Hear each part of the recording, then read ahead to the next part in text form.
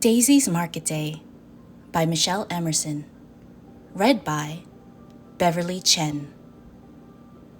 Welcome to Thimbleberry Stories, where warm and cozy tales await you.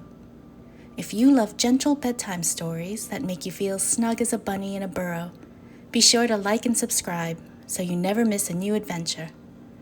Now, get comfy, pull up your favorite blanket, and let's begin tonight's story. In the charming little village of Thimbleberry, where the cottages had mossy roofs and the cobbled streets smelled of fresh bread and wildflowers, lived a small and very particular bunny named Daisy. Every Saturday morning, Daisy fluffed her ears, straightened her apron, and grabbed her woven basket. Then she hopped out of her home. It was market day, the best day of the week. "I mustn't dawdle," Daisy said to herself as she tied on her little bonnet.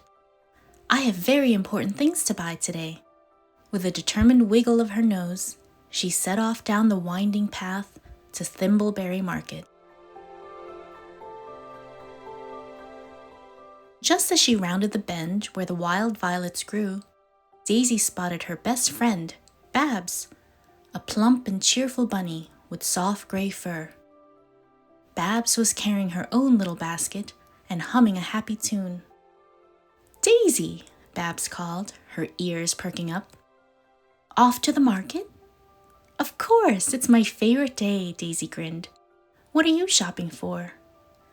Babs said, "Some soft wool yarn from Mrs. Wren's shop. I'm knitting mittens, cozy ones, with tiny little flowers stitched on the cuffs." "Oh, that sounds lovely," Daisy said. "Hey, why don't we have tea this afternoon?" Babs said. "You bring your carrot cake, and I'll have a kettle ready." Daisy clapped her paws. "Perfect! I'll see you later, Babs." With happy hearts and full baskets ahead, the two bunnies continued down the road to market, chatting all the way. The market was already bustling when Daisy arrived.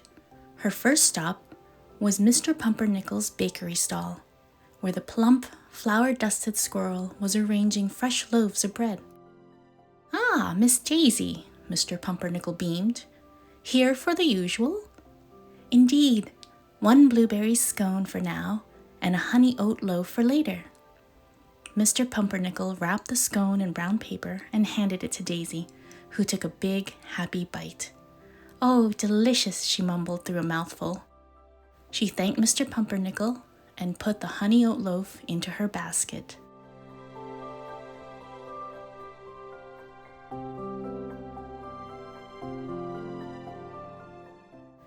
Next, Daisy stopped at Mrs. Wren's general store, where Mrs. Wren was hurrying back and forth, helping customers. "I need a jar of raspberry jam and a spool of thread, please," Daisy said. "Oh, are you sewing something lovely?" Daisy nodded. "A new apron with tiny daisies embroidered on the pocket." "How fitting," Mrs. Wren said.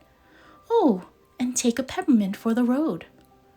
Daisy tucked it into her apron pocket, her whiskers twitching happily.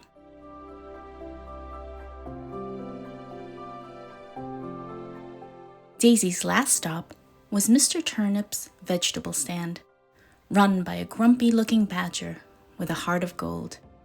"I need 2 bright orange carrots and a head of lettuce, please," Daisy said. Mr. Turnip grumbled, though Daisy knew that was just his way. "Carrots are especially good today. Grew 'em myself." "They do look splendid," Daisy agreed. When she mentioned she was making carrot cake, Mr. Turnip perked up. "Carrot cake, you say?" Daisy grinned. "I'll be sure to bring you a slice, Mr. Turnip." The badger gave a satisfied huff and carefully selected the very best carrots for her basket. With her basket full, Daisy returned home and spent the afternoon whipping up her carrot cake, the cozy kitchen filling with the warm scent of cinnamon and sweet carrots. Once it was out of the oven, she carefully wrapped up a warm slice and trotted back to Mr. Turnip's stall. "Here you are, Mr. Turnip," she said, handing him the little package. The badger looked at the cake, then at Daisy. He cleared his throat. "Oh, well, that's very kind of you, Bunny." Daisy grinned. "See you next week?" Mr. Turnip gave a small, gruff nod.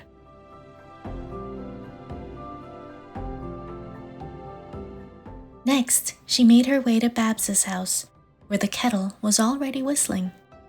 The two bunnies spent a wonderful afternoon together, sipping warm tea and nibbling on carrot cake, chatting about knitting, garden plans, and what they might bake next week.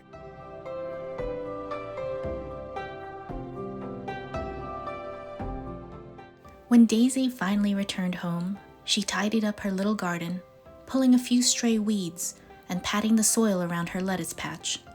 She gathered the clothes off the line, folding them neatly and putting them away. Just as the sun dipped below the hills, Daisy made herself a sandwich with the crisp lettuce and honey oat loaf she had bought that morning. She ate it slowly by the window, watching the last golden rays fade into the night. Then, with a contented sigh, she closed up her little house, latching the shutters and lighting her bedside lamp. "Good night, my lovely plants," she whispered, touching the leaves of her potted herbs. She snuggled under her soft blankets, her heart warm and her belly full. Tomorrow, she thought sleepily, she might have carrot cake for breakfast. And with that lovely thought, Daisy drifted off into the sweetest of dreams. The end.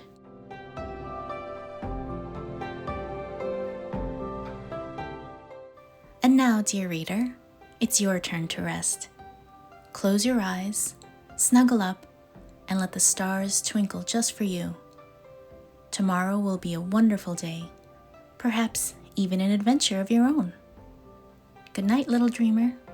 Sleep well.